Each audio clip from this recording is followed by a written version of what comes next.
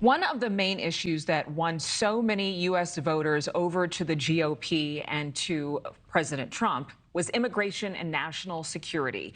The Trump administration plan to crack down on the southern border includes deploying U.S. soldiers to fight Mexican drug cartels. Mexico's newly elected president, Claudia Sheinbaum, strongly opposing it, saying, "We don't agree with an invasion or the presence of this type in our country. During the government of President Lopez Obrador, there was greater control by U.S. agencies in Mexico, and that will be maintained." She adds, "Mexico is a free, independent, sovereign country, and that's above anything else," end quote.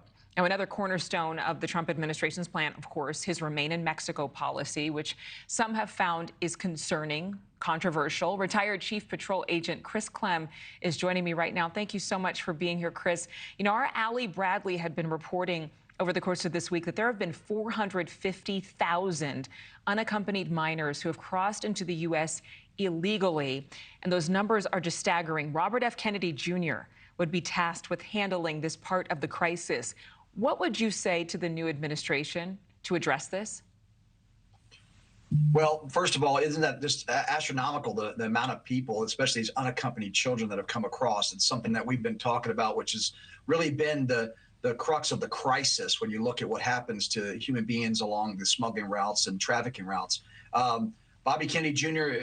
is somebody who's a friend of mine, somebody I know very well, that is, very, adamant about, controlling this crisis and this border security situation and addressing Office of Refugee Resettlement. We've seen the OIG, the Office of Inspector General report, talking about the missing children. We've seen that those numbers have only gone up. And he's got some cleaning up to do with that agency. We need to get it fixed. We need to find out where the gaps were. We need to work with a federal task force, ICE, FBI, marshals, all the above, to go find out and find resolution to where these kids are, and then ensure that policies and practices are in place that we don't have missing children anymore, and their best interest is taken care of. And even if that includes removing them back to their country to reunite them with their family who may be living abroad. Yeah, rather than maybe, hope so, guess that these children are actually going to a family member once they arrive unaccompanied and not a sex trafficker or drug dealer or pimp. Governor Abbott actually just posted on X. He was speaking about Operation Lone Star, which was launched in 2021, and he had some totals. This just crossed. DPS troopers and Texas National Guard soldiers have apprehended over 527,600 illegal immigrants. That's just in the past few years. And this is a historic border mission, he says. He continues to fight back against reckless open border policies. Obviously, Governor Abbott has been highly critical of the Biden administration and believes that they are to be blamed for these high numbers, and many of Americans agree.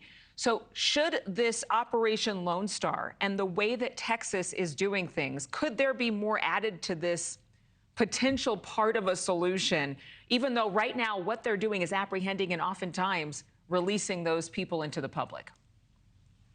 Well, Texas has been a major ally in our border security fight, especially under Governor Abbott. And we had that in Arizona under Governor Ducey. It just seems like when you have a Democratic governor, they don't, all of a sudden, border security and immigration goes back to being a federal problem.